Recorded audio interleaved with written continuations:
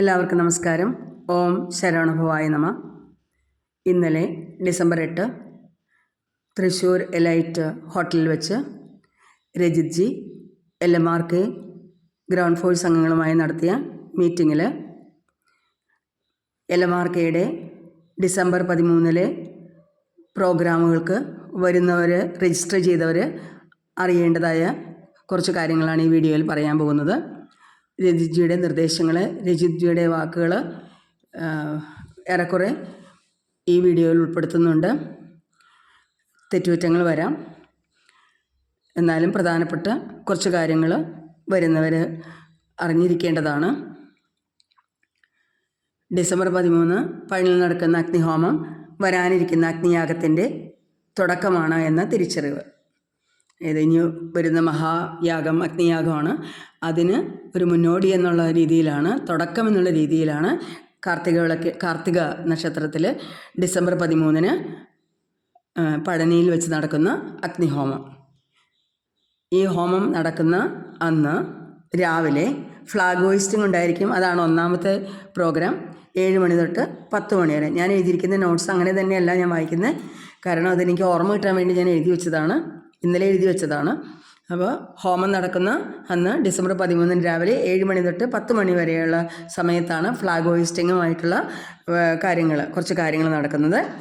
അവിടെ ഈ flag, LMRK flag കൊണ്ട് നമ്മൾ ഉദ്ദേശിക്കുന്നത്, ശരിക്കും LMRK കൊണ്ട് തന്നെ ഉദ്ദേശിക്കുന്നത് ലോകസമാധാനവും ഇന്ത്യയുടെ പുരോഗതിയുമാണ്. അതുകൂടാതെ ഈ ഫ്ലാഗ് മുരുക ഭഗവാനെ പ്രതിദാനം ചെയ്യുന്നതാണ്. മഡഗാസ്കർ, ഇന്ത്യ, ഓസ്ട്രേലിയ ഇവ ബന്ധിപ്പിക്കുന്ന ഒരു കോണ്ടിനെൻ്റ് നമുക്കുണ്ടായിരുന്നു. അതിനെയാണ് നമ്മൾ കുമാരികാണ്ഡം എന്ന് പറയുന്നത്. ആ കുമാരികാണ്ഡത്തിന് അധിപനായിരുന്ന, അല്ലെങ്കിൽ ആ കുമാരികാണ്ഡത്തെ നിയന്ത്രിച്ചിരുന്ന, ആ കുമാരികാണ്ഡത്തിൻ്റെ മുകളിൽ ഭഗവാൻ ഇരിക്കുന്നതായാണ് ഫ്ലാഗിൻ്റെ പ്രാധാന്യം. 2 ദിവസം മുമ്പ് ഫ്ലാഗിൻ്റെ പോള് നിർദ്ദിഷ്ട സ്ഥലത്ത് സ്ഥാപിച്ചു. നിർദ്ദിഷ്ട സ്ഥലം കൊണ്ട് ഉദ്ദേശിക്കുന്നത് പഴനി മലയിലേക്ക് ഉള്ള വഴിയിൽ കൊടൈക്കനാലിലേക്ക് പോകുന്നൊരു ജംഗ്ഷൻ എന്നാണ് ഞാൻ മനസ്സിലാക്കി വെച്ചിരിക്കുന്നത്. എനിക്ക് കൃത്യമായിട്ട് അറിയില്ല അതെവിടെയാണെന്ന്. അവിടെ അവിടുത്തെ ഒരു പ്ലോട്ടിലാണ് ഈ ഫ്ലാഗിൻ്റെ പോള് ഓൾറെഡി സ്ഥാപിച്ചു കഴിഞ്ഞത്. അതായത് പഴനി മലയിൽ നിന്ന് നോക്കിയാൽ, പഴനിയിൽ തൊഴുതിറങ്ങുമ്പോൾ നോക്കിയാൽ നമുക്ക് ഈ ഫ്ലാഗ് കാണാൻ സാധിക്കും. ഫ്ലാഗ് ഹോയിസ്റ്റ് നടന്നിട്ടില്ലെങ്കിൽ ആ പോള് നിൽക്കുന്നതിൻ്റെ അടിസ്ഥാനത്തിൽ നമുക്ക് പറയാൻ പറ്റും ഫ്ലാഗ് കാണാൻ സാധിക്കും. കാരണം 165 അടി ഉയരത്തിലാണ് അത് പൊക്കമാണ് അതിനുള്ളത്. അപ്പോൾ മുരുകഭക്തരെ ആകർഷിക്കുന്നൊരു വലിയൊരു എനർജിയാണ് ഈ LMRK ഫ്ലാഗ് കൊണ്ട് ഉദ്ദേശിക്കുന്നതും. അതുകൊണ്ടാണ് അതവിടെ സ്ഥാപിക്കുന്നതും. അപ്പോൾ ഒന്നാമത്തെ പ്രോഗ്രാം അതാണ്. അതിൽ നിങ്ങൾക്ക് കുടിക്കാനുള്ള വെള്ളം, അതുകൂടാതെ സൂപ്പ് എന്നിവ ഉണ്ടായിരിക്കും. ഇനി ആ പ്രോഗ്രാം കഴിഞ്ഞ് കഴിഞ്ഞാൽ പിന്നീടുള്ള പ്രോഗ്രാം വൈകുന്നേരമാണ് സ്റ്റാർട്ട് ചെയ്യുക. വൈകുന്നേരം സ്റ്റാർട്ട് ചെയ്യുന്നതിന് മുമ്പ് നമ്മൾ വൈകുന്നേരം സ്റ്റാർട്ട് ചെയ്യുന്ന ഹോമം നടക്കുന്ന രീതികളെക്കുറിച്ച് പറയാം. നടക്കുന്നത് എവിടെയാണെന്ന് പറയാം. അതായത് ലൊക്കേഷൻ എന്തായാലും എനിക്കിവിടെ ഷെയർ ചെയ്യാൻ പറ്റില്ല. ലൊക്കേഷൻ നിങ്ങൾക്ക് പിന്നീട് കിട്ടുന്നതാണ്. ശരിക്കും പറഞ്ഞു കഴിഞ്ഞാൽ രജിസ്റ്റർ ചെയ്ത ആളുകൾക്ക് വേണ്ടിയാണ് ഞാൻ ആദ്യമേ പറഞ്ഞു. അപ്പോൾ ഈ ഹോമത്തിനും ഫ്ലാഗ് ഹോയിസ്റ്റിങ്ങിനും ഗിരിവലത്തിനും 3 പ്രധാനപ്പെട്ട കാര്യങ്ങളാണുള്ളത്. രാവിലെ ഫ്ലാഗ് ഹോയിസ്റ്റിങ്, പിന്നെ വൈകിട്ട് തുടങ്ങുന്ന ഹോമം, പിന്നെ രാത്രി ഗിരിവലം. അപ്പോൾ ഇതിനു വേണ്ടി രജിസ്റ്റർ ചെയ്തവരോട്, ഹോമത്തിന് വേണ്ടി രജിസ്റ്റർ ചെയ്തവരോട് 3 ഹോളുണ്ടെന്നും അതിൽ ഏത് വേണമെങ്കിലും നിങ്ങൾക്ക് ചൂസ് ചെയ്യാമെന്നും പറഞ്ഞിരുന്നു. അതിൽ ചെറിയൊരു മാറ്റം വന്നിട്ടുണ്ട്. അതായത് ഹോള് 1 തിരഞ്ഞെടുത്തവർക്ക് ഹോൾ 1 തന്നെ ലഭിക്കും. ഹോള് 3 തിരഞ്ഞെടുത്തവർക്ക് 3ഉം 2ഉം കൂടി മെർജ് ചെയ്തിട്ട് ഒറ്റ ഹോളാണ്. അത് ഹോൾ 2 ആണ്. അപ്പോൾ ഹോൾ 1ഉം ഹോൾ 2ഉം. ഹോൾ 1ലുള്ളവർ വൈകുന്നേരം 3 മണി തൊട്ട് 4 മണി വരെയുള്ള സമയത്ത് ഈ ഹോളിലേക്ക് കടക്കുവാനായിട്ട് കടക്കണം. അതായത് 3 മണിക്ക് ഒരു എൻട്രി തുടങ്ങും. എൻട്രി പാസ് കിട്ടും. രജിസ്റ്റർ ചെയ്തവർക്ക് അവിടെ ചെന്ന് കഴിഞ്ഞാൽ എൻട്രി പാസ് കിട്ടും. അവിടെ 4 സ്ലോട്ട് അടുത്ത പേജ് മറിക്കുമ്പോൾ ഞാൻ പറയാം. അപ്പോൾ അവിടെ 3 മണി തൊട്ട് 4 മണി വരെയാണ് എൻട്രി. അതിനുശേഷം 4 മണി തൊട്ട് 5 മണി വരെ ഹോൾ 2ഉം 3ഉം കൂടി ചേർന്ന് മെർജ് ചെയ്ത ആ ഹോളിലേക്കുള്ള എൻട്രി ആയിരിക്കും നടക്കുക. ഇനി നേരം വൈകി രജിസ്റ്റർ ചെയ്തവർ ഹോളിൽ കൃത്യമായ അഡ്മിഷൻ ലഭിക്കാതെ പോയവർക്ക് വേണ്ടി ഒരു മൂന്നാമത് ഒരു ഹോളും കൂടി ഉണ്ട്. അവിടെ LED പ്രോഗ്രാം, LED വഴിയായിരിക്കും പ്രോഗ്രാം കാണുക. ഒന്നാമത്തെ ഹോളിലും രണ്ടാമത്തെ ഹോളിലും യാഗം നടക്കുന്നതാണ്. ഈ യാഗത്തിന് 7 ഗുരുക്കന്മാർ വീതമായിരിക്കും അവിടെ സന്നിഹിതരായിരിക്കുക. ഇനി ഈ ഹോളിനെ കുറിച്ച് പറയുമ്പോൾ ഒന്നാമത്തെ ഹോളിലേക്ക് പോകുന്നത് രണ്ടാമത്തെ ഹോളിൽ കൂടിയാണ് എന്നുള്ളൊരു നിർദ്ദേശം കൂടി രജിത്ജി പറയുണ്ടായി. ഇനി ഈ പറയുന്ന കാര്യങ്ങളെല്ലാം രജിത്ജി പറഞ്ഞതാണ്. ഞാൻ വീണ്ടും പറയണു, മാക്സിമം പറഞ്ഞ കാര്യങ്ങൾ തന്നെ ആണ് എഴുതാൻ ശ്രമിച്ചിരിക്കുന്നത്. എന്തെങ്കിലും തെറ്റുകുറ്റങ്ങൾ വരാണെങ്കിൽ ക്ഷമിക്കുക. ഇനി എൻട്രിയിൽ 4 കൗണ്ടറുകളാണ് ഉണ്ടാകുക. രജിസ്ട്രേഷൻ അനുസരിച്ച് എൻട്രി പാസ് കൊടുക്കുന്ന ഒന്ന്. രണ്ടാമത്തത് ബുക്ക് കൗണ്ടർ കൊണ്ട് നമ്മൾ ഉദ്ദേശിക്കുന്നത് രജിത്ജിയുടെ 10ാമത്തെ എഡിഷൻ കഴിഞ്ഞിട്ടുള്ള ഒരു യുഗപ്പുറയ്ക്ക് മുമ്പേ എന്നുള്ള പുസ്തകം. പിന്നെ ഡൊണേഷൻ കൊടുക്കാൻ ആഗ്രഹമുള്ളവർക്ക് ഡൊണേഷൻ കൊടുക്കാനുള്ള സംവിധാനം.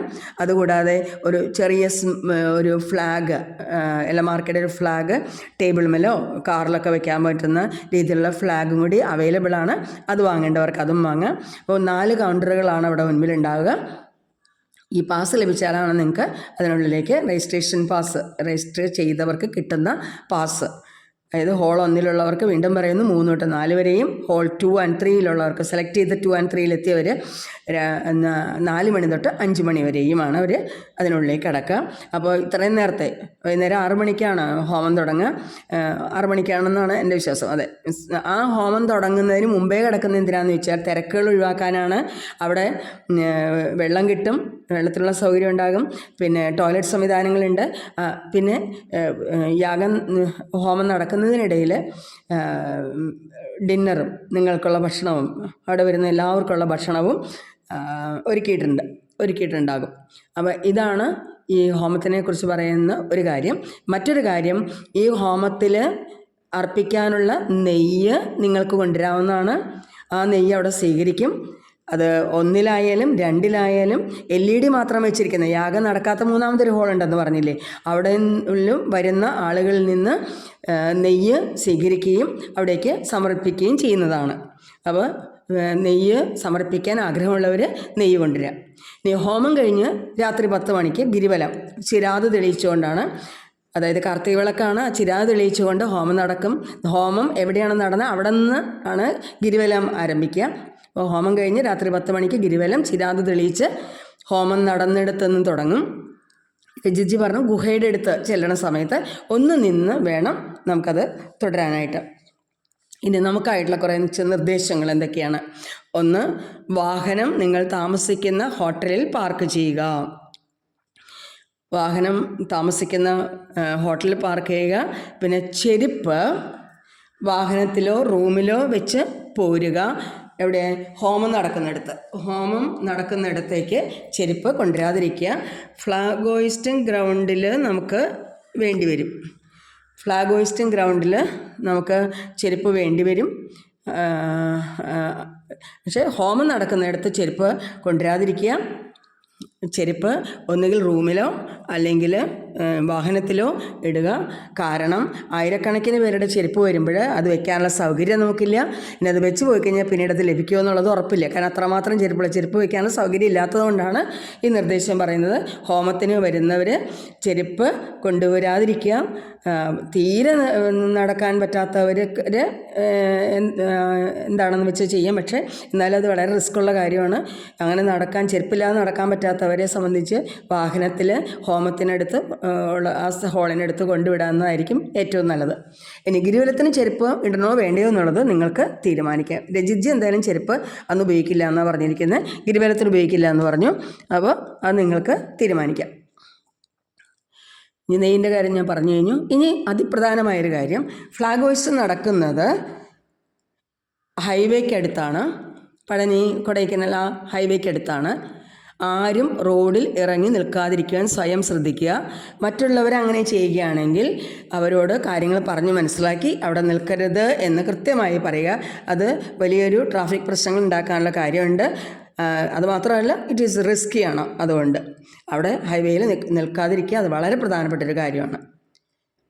പിന്നെ ഡിസംബർ 13 കാർത്തിക വിളക്കായതുകൊണ്ട് ഉച്ചയ്ക്ക് 2 മണിക്ക് ശേഷമുള്ള ദർശനം ഉണ്ടാകില്ല.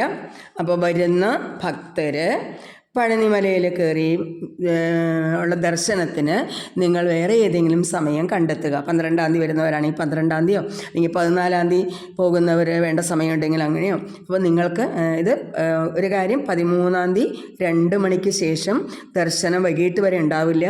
അപ്പോൾ അത് കരുതി വരുന്നവർക്ക് സമയം നഷ്ടപ്പെടാതിരിക്കാനാണ് ഇവിടെ പറയുന്ന ഒരു കാര്യം. ഇനി കാലാവസ്ഥ പ്രവചനാതീതമാണ്. കുട കരുതേണ്ടവർ കരുതുക. 2 രീതിയിലാണ് കുട. ഫ്ലാഗ് ഹോയിസ്റ്റിങ്ങിൻ്റെ സ്ഥലത്ത് നിന്ന് നല്ല വെയിലാണ്, ചൂടാണെന്നാണ് അറിഞ്ഞത്. അപ്പോൾ കുടയുണ്ടെങ്കിൽ നല്ലതായിരിക്കും. പിന്നെ വൈകിട്ട് മഴയുണ്ടെങ്കിലും കുടയുണ്ടായിരുന്ന നല്ലതായിരിക്കും. അതൊക്കെ നിങ്ങളുടെ ഔചിത്യം പോലെ ചെയ്യുക. അപ്പോൾ ഈ വീഡിയോ ശരിയാക്കാനായിട്ട് സഹായിച്ച Parameshwari madam, Anoop G, Sunil G, ഇവർക്ക് നന്ദി പറയുന്നു. അതിലുപരി ഇങ്ങനെയൊരു കാര്യത്തിലേക്ക് നമുക്ക് എത്തിച്ചേരാൻ പറ്റിയ നമ്മുടെ എത്രയും ബഹുമാനപ്പെട്ട പ്രിയപ്പെട്ട രജിത്ജിയോട് എൻ്റെ അകമഴിഞ്ഞ നന്ദി പറയുന്നു. രജിത്ജിയോടൊപ്പം നിൽക്കുന്ന ഗ്രൗണ്ട് ഫോഴ്സ് അംഗങ്ങൾക്കും ബാക്കി വരുന്ന എല്ലാ ഭക്തജനങ്ങൾക്കും ഈ വീഡിയോ ഞാൻ സമർപ്പിക്കുന്നു. നന്ദി, നമസ്കാരം. ഓം ശരവണഭവായ നമഃ.